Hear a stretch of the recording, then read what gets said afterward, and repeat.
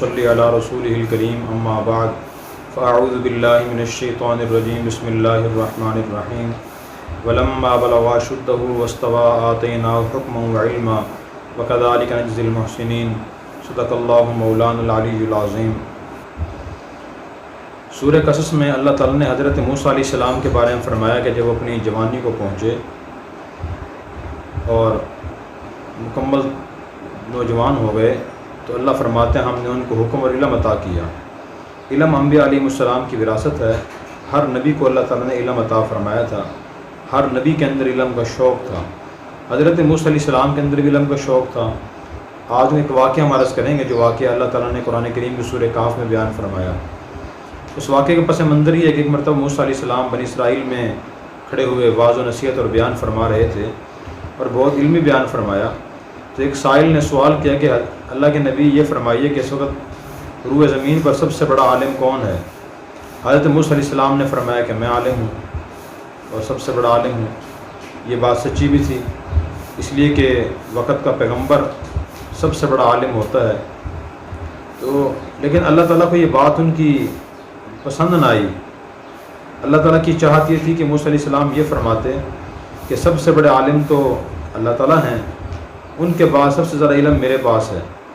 تو اللہ تعالیٰ نے موسیٰ علیہ السلام سے فرمایا کہ موسیٰ، روئے زمین پر ایک بندہ ایسا بھی ہے جس کے پاس ایک علم ایسا ہے جو آپ کے پاس نہیں ہے، اور وہ کچھ علوم میں آپ سے زیادہ ہے۔ تو اللہ کے نبی موسیٰ علیہ السلام میں علم حاصل کرنے کا شوق تھا، تو عرض کیا کہ اللہ مجھے بتائیے کہ وہ بندہ کون ہے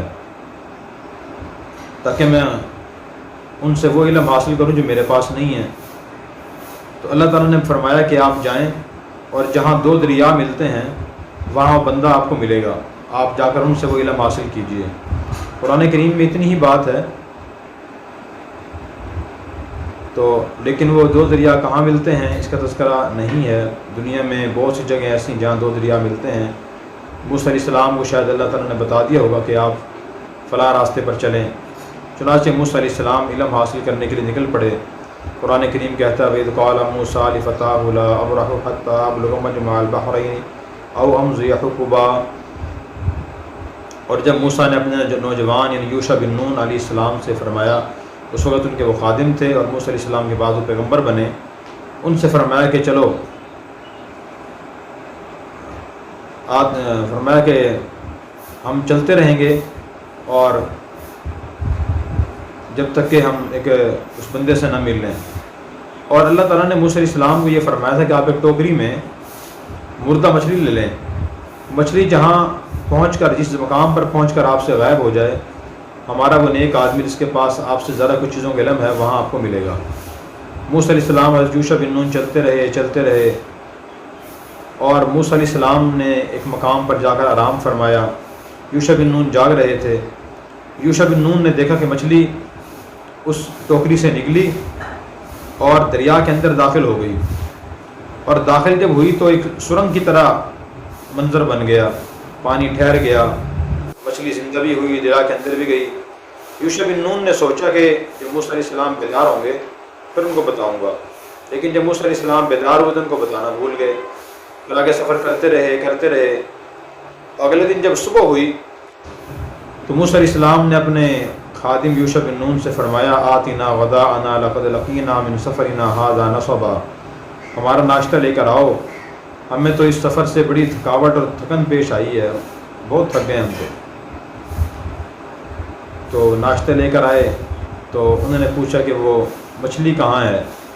یوشع بن نون نے جواب دیا کہ جہاں آپ نے آرام کیا تھا مچھلی وہاں پانی میں چلی گئی تھی سرنگ بنا کر۔ تو موسیٰ علیہ السلام نے فرمایا کہ وہیں تو ہم نے جانا تھا، وہیں ٹھہرنا تھا۔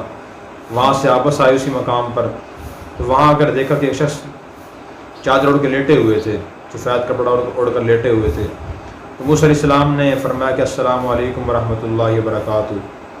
تو لیٹے ہوئے صاحب نے کہا کہ ان السلام، یہ اس جنگل میں سلام کرنے والا کون آ گیا؟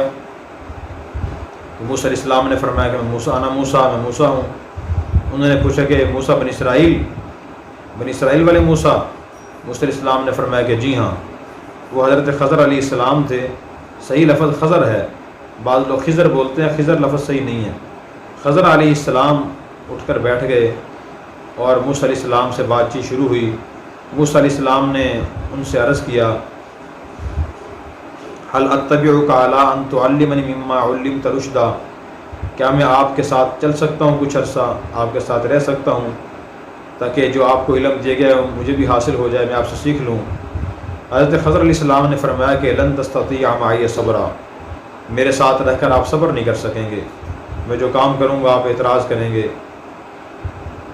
تو حضرت موسیٰ علیہ السلام نے فرمایا کہ نہیں، میں انشاءاللہ صبر کروں گا، ستجدنی انشاءاللہ صابرا،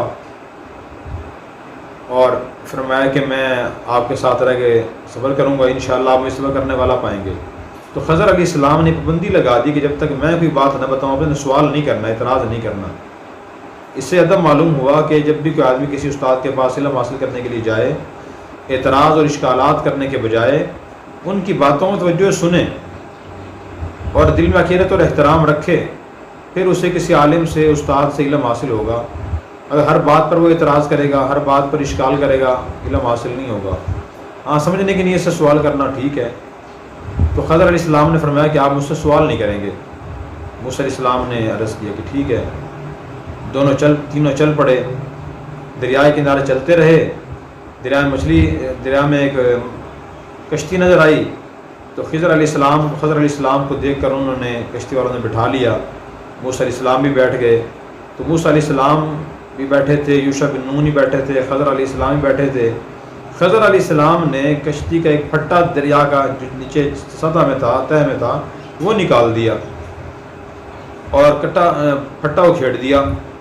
حضرت موسیٰ علیہ السلام نے عرض کی، کیا کیا آپ نے؟ انہوں نے ہم سے کرایہ بھی نہیں لیا، خیر خواہی ہمدردی کی، اور آپ نے کشتی کو عیبدار بنا دیا۔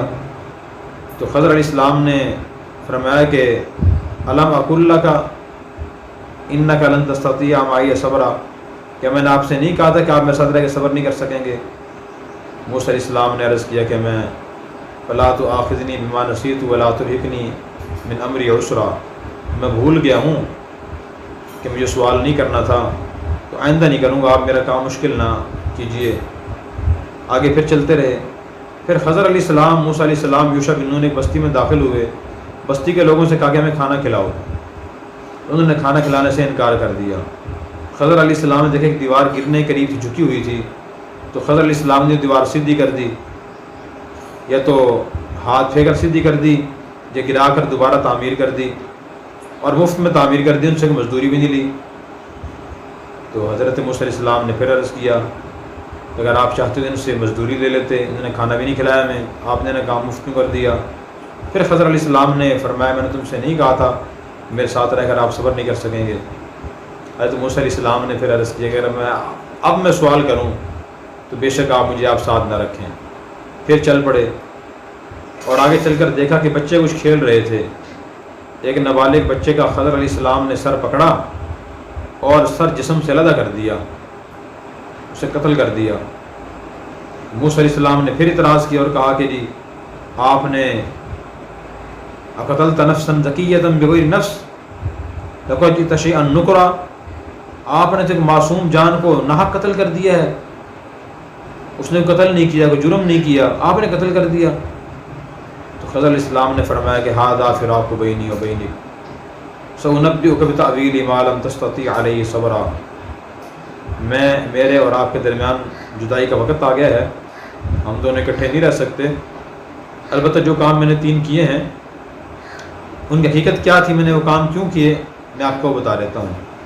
انہوں نے فرمایا میں نے جو کشتی کو عیبدار بنایا تو اس کی وجہ یہ تھی کہ کشتی جس طرف جا رہی تھی وہاں ایک بادشاہ رہتا تھا، اور اس بادشاہ کے علاقے میں جو کشتی بھی صحیح سالم پہنچتی تھی وہ چھین لیتا تھا۔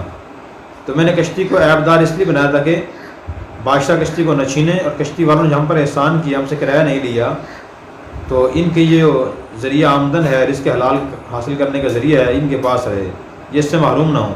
اور آپ نے دیکھا تھا کہ جب میں کشتی کا پھٹا کھیڑا تھا، دریا کا پانی کشتی کے اندر داخل نہیں ہوا تھا، میں نے اس وجہ سے یہ خیر خواہی کی تھی، ان سے بدخواہی نہیں کی، ان کا فائدہ کیا، نقصان نہیں کیا تھا، بظاہر نقصان تھا، حقیقت میں فائدہ تھا۔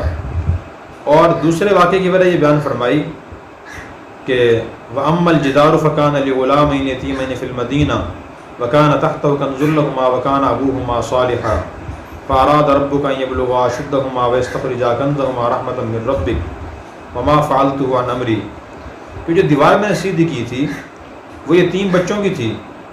ان کے والد نیک آدمی تھے اور انہوں نے اپنی وفات سے پہلے اپنا خزانہ اس دیوار کے نیچے دفن کر دیا تھا کہ بچے چھوٹے ہیں، جب یہ بڑے ہوں تو خزانہ نکال دیں. شاید ان کے والد پر موت کے آثار یا علامات ظاہر ہو گئی ہوں گی اور انہوں نے سوچا تھا اگر بچے جوان ہونے سے پہلے ہی خزانہ ان کے پاس چلا جائے گا تو اور لوگ لے لیں گے، یہ محروم ہو جائیں گے، تو انہوں نے دفن کر دیا تھا. اگر دیوار گر جاتی، بچے چھوٹے تھے اور لوگ قبضہ کر لیتے، میں نے اس لیے ان کی خیر خواہی کی دیوار سیدھی کر دی تاکہ جب بچے جوان اور بڑے ہوں اپنا خزانہ خود حاصل کر لیں. میں نے ان سے خیر خواہی کی. وَكَانَ أَبُوهُمَا صَالِحًا، ان کے والد نیک آدمی تھے. اس سے معلوم ہے والد نیک آدمی ہو تو اولاد کو بھی اس کے اثرات اور فائدے پہنچتے ہیں. اللہ اور نیک لوگوں کے ذریعے اولاد کی حفاظت اور ان کی خیر خواہی ہمدردی فرماتے ہیں. اور یہ معلوم ہو کہ انسان کو اپنی چیزوں کی حفاظت کے لیے اسباب اختیار کرنے چاہیے، تدابیر اختیار کرنی چاہیے. اور تیسرے واقعے کی برے بیان فرمائی کہ جو لڑکا تھا اس کے والدین نیک تھے. فخشینہ ان یرہقہما طغیانا وکفرا، اور مجھے اندیشہ تھا کہ اللہ کی طرف سے حکم تھا کہ جب یہ لڑکا اگر بڑا جوان ہو گیا تو اپنے والدین و کفر و شرک میں مبتلا کر دے گا. میں نے ان کے والدین کی ایمان اور اسلام اور اطاعت کی حفاظت کے لیے اللہ کے حکم سے یہ کام کیا، لڑکے کو قتل کر دیا. اللہ ان کو اچھا بدلہ عطا فرمائیں گے. پھر آخر فرمایا وما فعلتہ عن امری، میں نے ان میں سے کوئی کام اپنی مرضی سے نہیں کیا. خضر علیہ السلام نے جو کام کیے بظاہر وہ شریعت کے خلاف تھے لیکن تکوین کے مطابق تھے. تکوین کا مطلب یہ ہے کہ اللہ تعالیٰ نے جو نظام کائنات چلایا ہوا ہے یہ بڑی حکمت اور مصلحتوں کے مطابق چل رہا ہوتا ہے.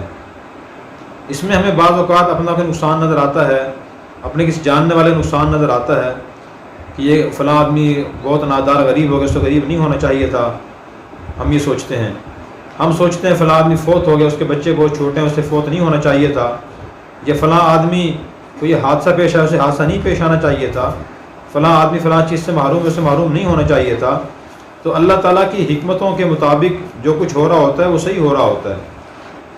بہت سے لوگ ایسے ہیں جن کا غریب رہنا ہی بہتر ہوتا ہے.